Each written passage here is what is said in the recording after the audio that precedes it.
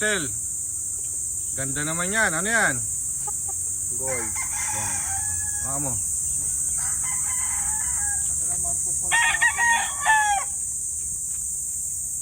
Mga idol, magandang umaga. Ito na yung mga early bird natin.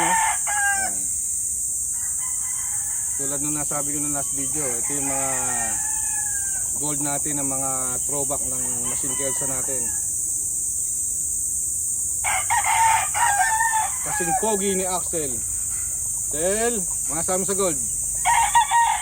Yan, medyo tumutubo na yung buntot niya mga katiks. Ganda.